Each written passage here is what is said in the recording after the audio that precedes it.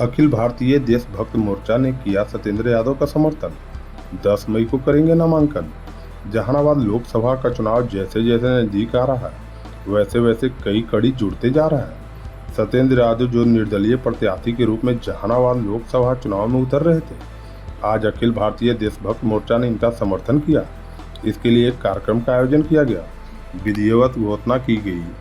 इस मौके पर अखिल भारतीय देशभक्त मोर्चा के राष्ट्रीय अध्यक्ष स्वामी विजयानंद, समाज सेवी TH खान, चुन्नू कुमार सहित अन्य लोग मौजूद थे।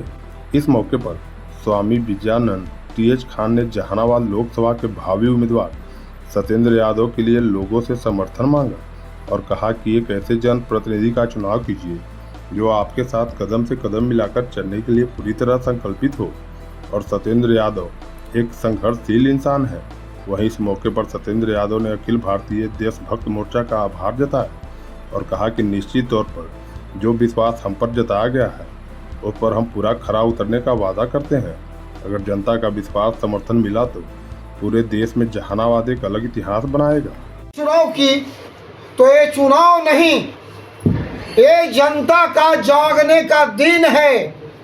और यदि जहानाबाद की जनता, जहानाबाद की माँ, जहानाबाद की मेरी बहनें, जहानाबाद की मेरी भाई, यदि 1 तारीख को जगकर यदि हमें चुनाव में सफल बना दिए तो मैं 140 करोड़ जनता को एक नई संदेश दूंगा कि जब किसी MP को 1 लाख रुपया उसे तनख्वाह के रूप में मिलता है तो वोट देने वाले वोटर को 1%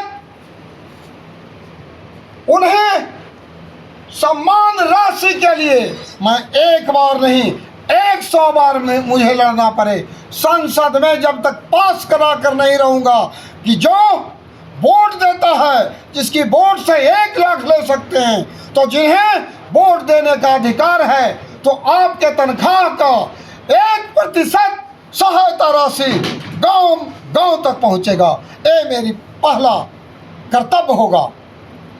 दूसरी अब रह गई जहानाबाद की, तो जहानाबाद की धरती मेरे लिए आर्यावर्त है। जैसे हमारे सुभाष चंद्र बोस, आदरणीय भगत सिंह, आदरणीय अब्दुल हकीम साहब, आज़ाद साहब और विवेकानंद जी के लिए आर्यावर्त पूरे संपूर्ण हिंदुस्तान और पाकिस्तान था, मेरे लिए संपूर्ण हिंदुस्तान पाकिस्तान आज के लिए जहानाबाद है। मैं आपके माध्यम से कहना चाहता हूं कि जागे मेरे दोस्त, मेरे नौजवान और मेरे गार्जियन, पहचाने अपनी ज़मीर को और 1 तारीख के मतदान करने जाए। मैं चाहता हूं बाहरी बनाम जहानाबाद की आज़ादी हो। धन्यवाद। देशभक्त मोर्चा का आपको समर्थन मिला है, क्या कहना? सर, देशभक्त का समर्थन के बारे में तो आप पहले भी जानते हैं कि मैं भगत सिंह, सुभाष चंद्र बोस, अब्दुल हकीम साहब, आज़ाद साहब का अनुयायी हूँ।